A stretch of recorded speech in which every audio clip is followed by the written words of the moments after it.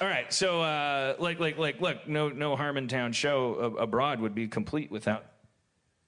And then I just fart and leave. The owner of the Sydney Opera House comes out and thanks you for coming. Kevin Sidney.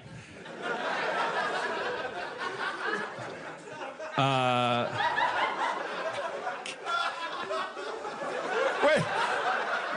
Why was that joke that guy's favorite part of the show? Kevin Sidney. That really... You really got that guy's number now. I guess I'm kind of going. I'm like, yeah, that is kind of funny the more you think about it, because it's like, it's called the Sydney Opera House. It's in Sydney, like, and you're okay. That is kind of funny. Well, thank you, sir. I agree. But we should let's get to know some of our friends in a segment we do in Australia called Ask an Australian. Except I was told if I go off stage that the cameras won't be able to see me. So who cares? Like, you guys can see me. Like, we'll just be out here for a second. We'll start in the front because these guys must have done something special. Like, look at this guy. I mean, come on. Are you willing to come up on stage if we promise we're not gonna talk about your really red hair?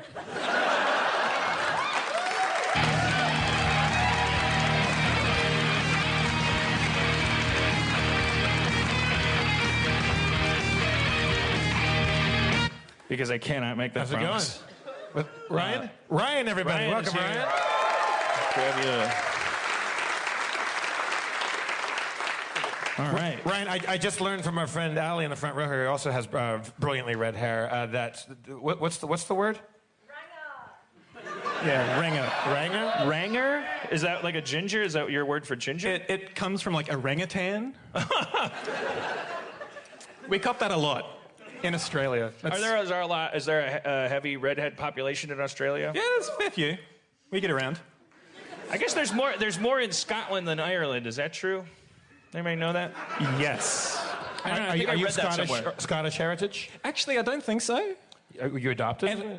Maybe. No, none of my brothers, none of my cousins, none of my aunts, neither of my parents, none of my grandparents have red hair. Really? I just kind of appeared. But like, it's like, yeah, I like what's going on here. It's very illustratively waved. It's very nice. It's very good. Thank you. I do my best. Yeah, it's very. I love it. So Ryan, are you a local? We have to verify his authenticity. Oh, sorry, yeah, with one right. of my... We have to put you through a legal procedure here. I write little phrases for the Australian guests to read to verify their Australianness. Because if I said this, I wouldn't sound Australian at all. Can you read that? It's at the top in boldface. Right. There's more spiders here than people, and the ones you can't see are the ones that kill you. Yeah, you sound pretty Australian. Thank you. All right. That's the only one I had left, by the way. We're going to write more or make them up if we... I'll have to whisper to the next person. Okay. I'll be like... Struth, that Croc's a splasher.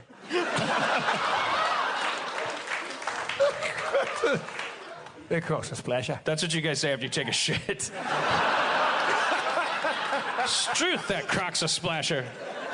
Someone should tame that thing. Are you from here? I'm originally from Lithgow in the Blue Mountains. Lithgow. Popular. A few people apparently know Lithgow. I'm living in Wollongong at the moment, which is south a little bit. Wollongong? Wollongong. Wollongong. Yeah, I'm going to university there. I love it. But I spend a fair bit of time in Sydney. My brother lives here, so... Yeah? What do you do for a living? Up until recently, I was a science interpreter, so teaching science to kids, working at a planetarium. Ooh. Now, I'm currently not doing that. I pulled out of that because I'm doing my master's in teaching. Oh, well, that's all good news, right? What do you want to teach? I have a degree in history and one in English lit, so either or. Yep. Okay, so as a history teacher... Check out the brains on Ryan. Yeah. Can you verify for me that we are, in the States, we are fucked? That we're like historically like fucking 1932 fucked. I don't want to be an alarmist, but yeah. I mean, we had to at this point. Like everybody in the internet's always like, oh, compared to Hitler. It's like I don't care, man. I don't care about a party foul if somebody's so much like Hitler that I would really love to be wrong. I'm fine with that. But if I'm right, I think it's important to be right earlier than later. I think that maybe people should have compared Hitler to Hitler sooner. Well, yeah. I know exactly what you mean, and I think most Australians will agree with me when I say it was kind of hilarious for a little while while it was happening. Like Hitler? Yeah, like Hitler, yeah. Because he literally looked like Charlie Chaplin? Well, yeah. People are like, you're hilarious, but come on, you can't talk like that, you're going to jail. And he's like, I'm going to write a dumb book. And I was like, this dumb book is great, said the morons. And then it's like everything was like perfect parallel. Yeah. And then the first thing he did when he got elected, not by a majority, but by the German Electoral College. Yeah. When he swept Michigan. Yeah. Yeah. There's this patch of field next right on the armpit of the Rhine where everyone has 300 votes. Anyways, Harmon, save it for your therapist. So where are you guys? Because there's so many strange flippy floppies that happen. I mean, like in the human sense, you can just tell a hip progressive liberal person from a kind of more starchy conservative person, no matter where you go. But everybody has different words for the stuff, and also it's not just semantics because depending on where you're at, the progressives could be secessionists, or progressives could be like gun nuts. Like what's happening in the States right now is like, I feel like I want to buy a gun and dig a hole and like wait for Trump to try to pry my gun out of my cold dead fingers, which doesn't make, I'm like a Constitution nut now. Somebody's yelling something out. Was it worth it? Yeah, our conservative party is called the Liberal. I know, that's the first thing I found out, is it's careful, because our liberals are Nazis. They're like, I was like, what? That's crazy. But then you go like, well, what does Republican mean? Like, oh, these guys love republics so much. It's never really made any sense. It's just, but anyways, what I wanted to ask you is like can you, and if you don't want to take the slings and arrows, but if it's like a hot button and you're like, I came up here to talk about my beautiful hair. Like, I don't know. But you're a history teacher. That sounds like you have the respect of the crowd. Like, where are you? Where are you? Where is Australia at right now as this world is shifting into what I would call a factors leading to chapter in the history book?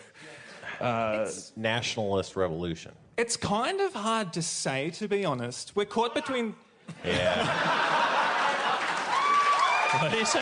We're fucked. We're fucked. You're fucked too? Yeah, I think we're all kind of a little bit fucked. Yeah. That guy's just the subtitles of what's going on up here. Our current Prime Minister's like the most smug, rich guy you can possibly imagine. He's maybe better than the last guy, maybe. Is this Turnbull, right?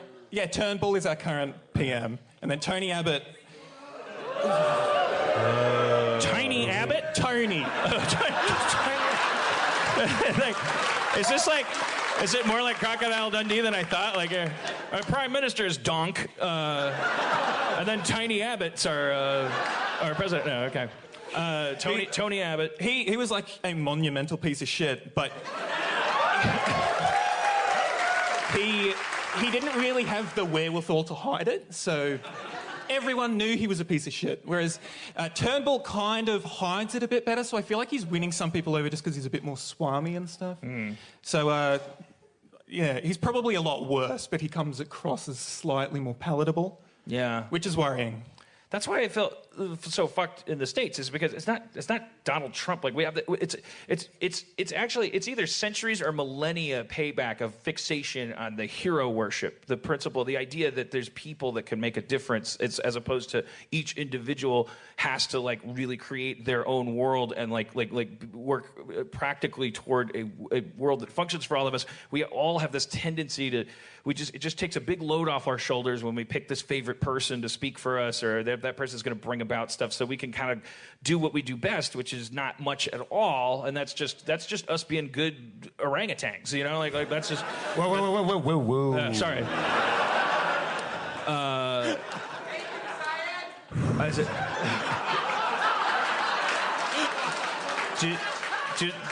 Did I hear that wrong, or do Australians just yell out baking soda when they get excited? That's his word. Baking soda? Yeah, your plastic submarine's going up and down. Baking soda? Baking soda? Remove the odor from your fridgie. Baking soda. No, what did he say? I have no idea. Okay. What did you say? He can say it. Yeah. Oh, But I Dan- can say it. It's my word. Yeah. You can say it. It's my word. Oh, he can say. Okay. Right. Sorry. Yeah. It was funny. That happens to me a lot too. It's like, well, it's not funny now. It was funny when I yelled it out, and I didn't mumble it, so I don't deserve this. I nailed it the first time. They all laughed. You got gum in your dumb Yankee ears. Very good, sir. Good job on that joke. Dots connected culturally. All right. So, anyways, all right. So, what are you going to tell kids to do as you're teaching them history, and you're also thinking in your head, I have no future to teach you because, like, it's grow gills or drown. Like, do you just hide that from them? I don't know. I'm a little bit optimistic, honestly. The more I work with kids, the more I have faith in the future. Oh, so like. It's honestly true. It's like when you meet a baby boomer, that's when the red flags start popping up in my head. Yeah, or a millennial. So maybe having a soul skips a generation. Yeah, well...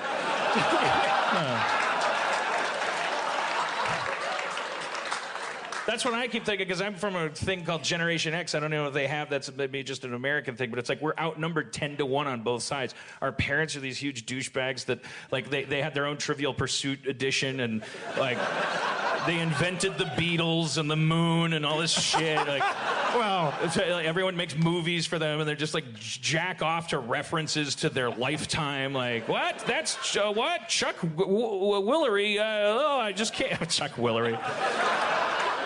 But and then my generation was like, I hate my parents. That's enough for me. And then, but then we had kids, and the people they're like little baby boomers. I always said that, like they love their parents, and they love the president and teamwork and put. And I just like, it started with like, we're shiny star people. We can use an iPad better. And it was like, you're adorable, but there's something fucking Orwellian about your, and then they just hit their teenage years. And I was like, I know we're one Orwellian dictator from these kids in a jumpsuit. Like, they're going to flip like a fucking Othello piece. Like, but anyway, why did I bring you up here to just talk at you? I've already said all this stuff. Tell us the solution. Tell us how to fix the world. I'm gonna get a drink. You want a drink? I would love a drink. All right. Well, when I come back, you better have a plan for the world. The solution to everything is Murder. getting a drink, probably. Yeah. Yeah, maybe it's murder. Nah, yeah. No, I know it's murder. You can't do it. That's the problem. I'm touching your ice. I hope that's okay. Yeah, That actually makes it better. a friend of a mine is dating some guy down in like in Central America, and like they're super hippie ecologist types. They live in like in mud huts and whatnot, and it's all about saving the planet, which sounds amazing. But then the more you find out about this guy is that he's a complete psychopath, and he's kind of like a low-level wannabe cult guy. Where like women that hang out with him, like you can't talk to your parents, and you can't talk to anybody that lives in a city because that's all evil, and you have to just live with me and connect to nature. And he starts like running these people's lives, and one of his solutions is like he really thinks that the way to save the planet is just to start killing people. Yeah, man. Yeah. That's what I'm saying. Start with that guy though. Fuck him.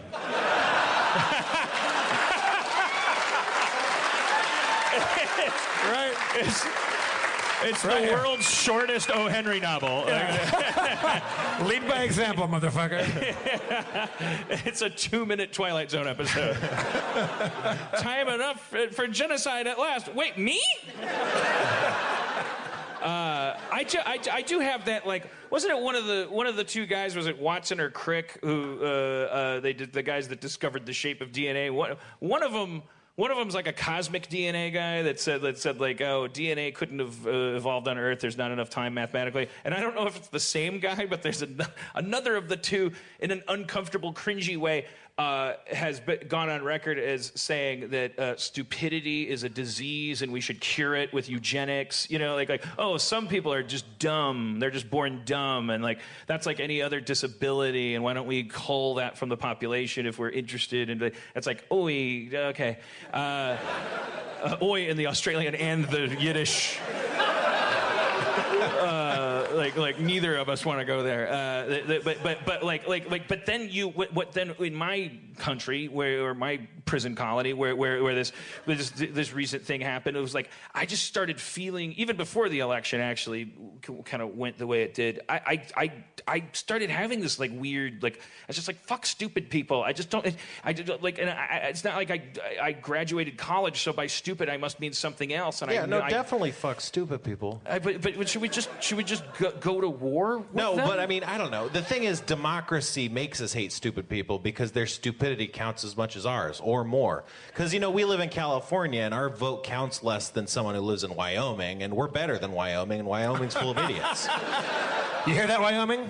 Yeah, go fuck yourself. I used to tell people Wyoming didn't exist, and no one challenged me. That's a true story. My whole middle school was just lying to people.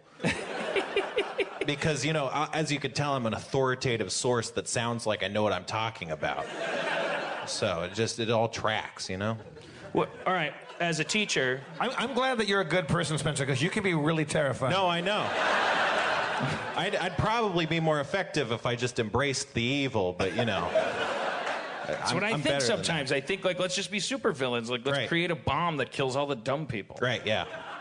Or just take everybody to the moon, I guess, like I've been harping about. Mm-hmm. We could just do that. Or just, fix education system in America. That would help. That sounds hard. It is hard. I got it all figured out. What do you think I should do? Now I'm talking to the to the leader of children, the consumer of my hit podcast, and just a general, like, nice-seeming guy. Like, what do you think I should do in the face of all this? I'll give you the spectrum in my head ranges from I'm supposed to use my pulpit to make people think correctly or accomplish something, and then on the other side, I'm supposed to stop thinking about this and give people something to laugh about with my rubber ducky squeaking. Forget. Okay. Never. I think you should write Kung Fu Panda 4. Yeah. Like, what's the path? Like, my therapist can't help me because she used to tell me, I would come in all upset about Trump. I would go, there's a white nationalist movement happening. And she would go, it's secondhand smoke. It's the internet. You're exposing yourself. And then Trump won, and she was like, oops. But anyways, like, yeah, so I don't really know what I'm supposed to, like, who am I? I don't know who I am. Tell me, you beautiful crimson Viking.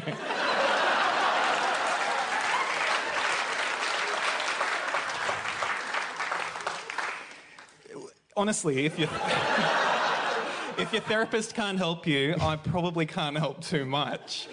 But also, low risk, high yield, because, you'll never see me again. This is like a...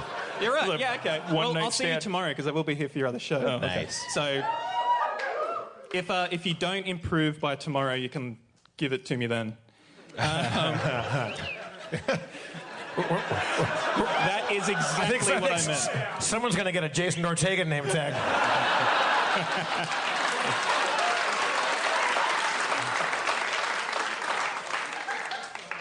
All right, what do you think? Now I'm turned on again. I don't know, shave your head, move out into the wilderness, start yourself a little commune. Go be Joe Rogan.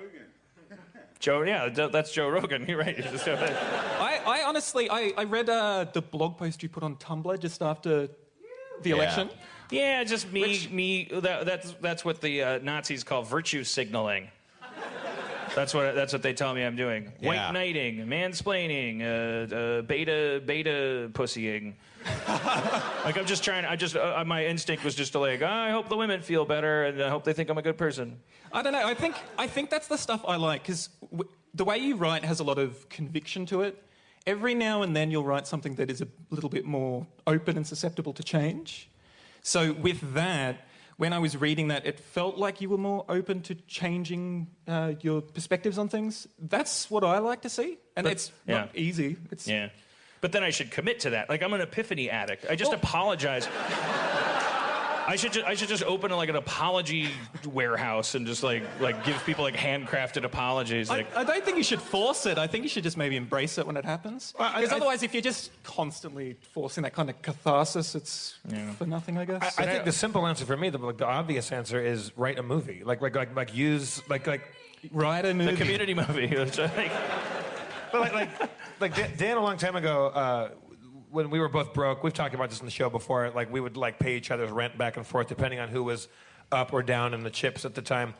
And there's a script that Dan wanted to write based on a certain mythological Greek myth character and stuff like that. I always really wanted to do wanted to see Dan write that. And you've got 19,000 TV shows going now, so you got a book and all this stuff. So, but I think use the knife that's in your knife holder. See, I ain't no writer. But use the tools that you're good at. Write stuff. Write things about because the joke in the documentary is that you're a writer that writes about heroes, and heroes by nature have to change. That's the point of a heroic journey, that you start one way and you end something bigger, and that you're an epiphany junkie and you don't change. That's you've talked about that before. So maybe you don't have to change, but you have to keep writing stories with heroes that do, because that's the point of art, is that it makes sense of suffering and makes gives us a language of change. I'm done. That's what I meant.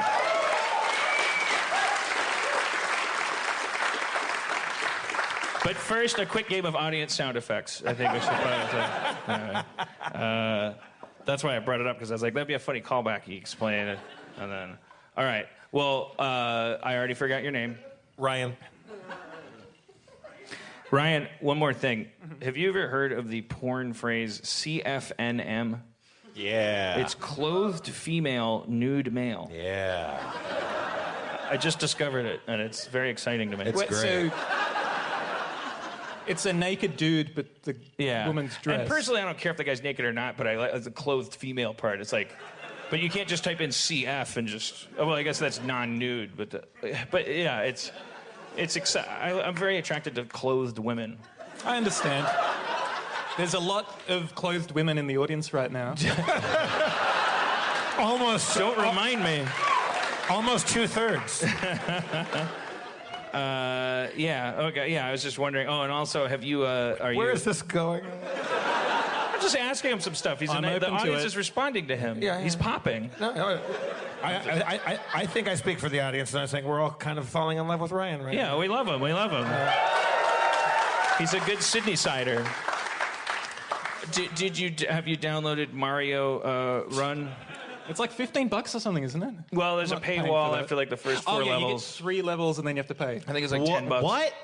Yeah. I knew there was paywalls, but that's fucking crazy. Yeah. God, I can't be funny anymore. I should leave. I'll go. It'll be fine. That's so fucking stupid. God damn it. I want to flip this table. I would. I'd have to put it back. That's the problem. I like the fact that you were quiet during the Trump and the Hitler stuff, but Mario really I'm bee in trying, your bonnet. man. Speaking of Trump, this is probably just false hope to cling to, but I heard someone talking, now that the FBI has agreed that Russia has definitely hacked the election, the thing is, Trump could be tried for treason because he knew and possibly aided and abetted in the helping a hostile foreign power wage war on our country, which is literally the definition of treason. So Yeah. I think that there's actually a treason case that could be made against him. Yeah, That'd be cool. Then it's That'll just never sit happen. back and let common sense take its course.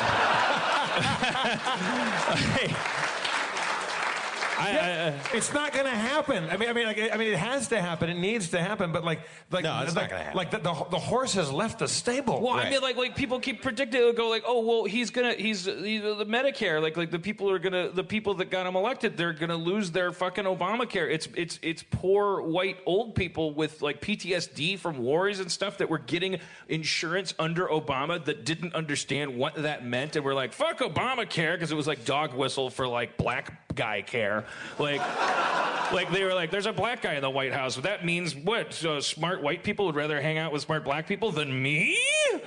They got fucking mad and they overthrew anyways, I'm saying those people are gonna get their fucking health benefits taken away, but they're not gonna then go, wait a minute, I think this guy with inhuman hair who is like... He wears fucking ball caps. You can't be Orange. president. You wear a goddamn trucker hat. Who is That's this? You know, fucking- that was a big trick. That was political strategy, because he knows how fucking insane his hair is, and that took it completely out of the picture.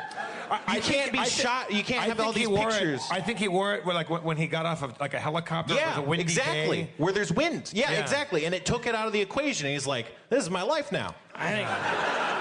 I think it was smarter than that. Even smarter. That fucking word can't be used. I think it was more strategic than that, because like that guy has been wearing that hair for a long time, and like it's been fine, like bandying it about. But that baseball cap was a real signifier to this whole Rust Belt. Like it was like there's a baseball cap. I'm gonna wear it indoors, and it's gonna have like generic felt letters ironed onto it. There's nothing fancy about it. Because every Trump supporter I've talked to, it's like it always comes down to like this anti-intellectual kind of revolution. Like it comes down to this like, you smart Frasers think that you're so smart, but I guess you weren't smart enough to win. And like I grew up in Milwaukee. Like I just and I'm like, hey man, I'm down for an anti-intellectual revolution. I want to be dirty and Luddite and fucking isolationist, maybe kind of. But why is our leader a East Coast trust fund pussy? Like what? Anyways, you guys don't need to hear this. You have your own problems. What am I doing? Why would I come here and dump this on you? You already probably have to read about it in like the Australian Gazette. You're like, why are we reading about this guy? He's a million miles away. If the day he decided to come here, it would be 15 hours from here. You guys could by the time he got here, you could just punch him. I just love that for 5 days I have not heard, I haven't watched any U.S. news sources. I read a couple Aussie papers. I read a very uplifting story about a dog who saved a baby from a snake. I saw a story. And the fucking snake bit the dog, and then they took the dog in, and $6,000 for the dog. They paid $6,000 to keep that dog alive because he's a baby saving dog. Yeah, well, that's us. That's the whole point of breeding. Like you definitely want that dog to have more dogs. Like that's what got us to them bringing us newspapers. Is like that. It's like that thing saved a baby. So this one didn't save a baby. But you're Put it talking on the about fire. you're talking about dog. You're talking about dog eugenics now. Yeah, we don't want to practice that on each other. We don't. Yeah, because you can't. Stephen Hawking never brought anybody a newspaper. Well, he brought us a new way of thinking about black holes. he did. It just took a lot longer.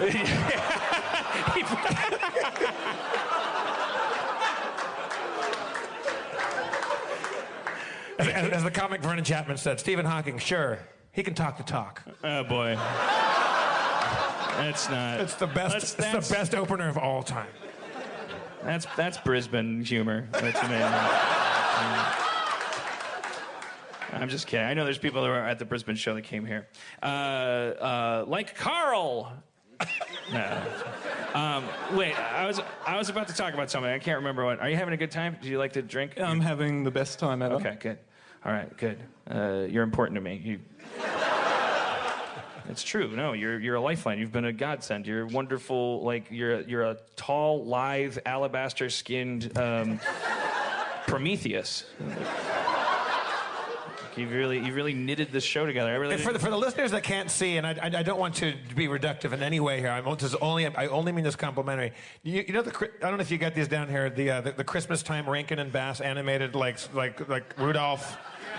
Remember when Santa Claus was young? Young Chris Kingle. When he was young, right. He was young and thin and had red hair. He's a fucking image of him. Does anyone know what I'm talking about? Yeah. It's he really looks like young Santa. All right, but we should. You're like a hot young Santa. Thank you. I hear that a lot. Really? Yes.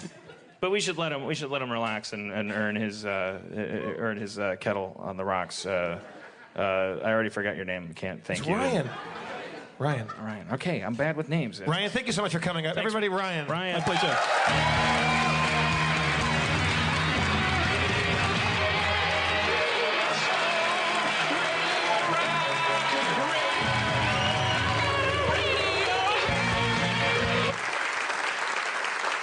He's a quintessential Australian. Is a quintessential modern Australian. Yeah. That's the Australian that will save the United States, like when we've been taken over by the Soviets. Yeah. The Mad Max won't be a tough guy in a car. It'll be a teacher. Yeah, dropping in on some homemade weather balloon that he made out of rabbit pelts and pickle skin. Pickle skin? Pickle skin? Yeah. Just, I don't know. I tried to improvise something savage sounding. It's the most wild thing I've encountered in 30 years is pickle skin. And the Wikipedia entry for Sydney. There's a lot of spiders here. All right. Hot Canada. All right, so